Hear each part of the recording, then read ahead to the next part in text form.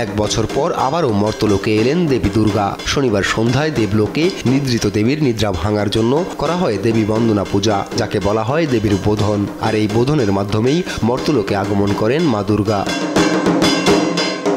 শারদীয় দুর্গাপূজার রীতি অনুযায়ী মহাষষ্ঠীতেই হয় বোধন আরাধনা। তবে এবার পঞ্জিকা অনুযায়ী পঞ্চমীতেই পড়ে বোধন তিথি। রোববার সন্ধ্যায় হবে কল্পারম্ভ ও ষষ্ঠীবিহিত পূজা। বোধন পূজা সমাপ্তি হলো। এবার তিথির কারণে আজকে আমাদের বোধনের সমাপ্তিতে কাল সকাল 8টায় আমরা ষষ্ঠী পূজায় বসবো।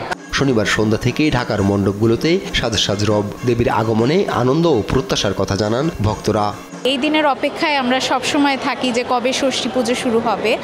আর সন্ধ্যার সময় এই পূজাটা হয় সাধারণত, তার জন্য এটার নাম হচ্ছে ষষ্ঠী পূজা। পূজা দেখতে আসছি, খুবই ভালো লাগতেছে, খুবই ভালো লাগতেছে। বাচ্চাকে নিয়ে আসছি, আরও বেশি ভালো লাগতেছে। পূজা এসে আমার খুব ভালো লাগতেছে। মায়ের সাথে আবার 1 বছর পর দেখা হলো, আমি খুবই খুশি তাই নিয়ে। এদেশের যাতে উন্নয়ন হয় এবং এ পৃথিবীর সবার যাতে মঙ্গল হয়, সেটাই আমি মা দুর্গার কাছে প্রত্যাশা করি।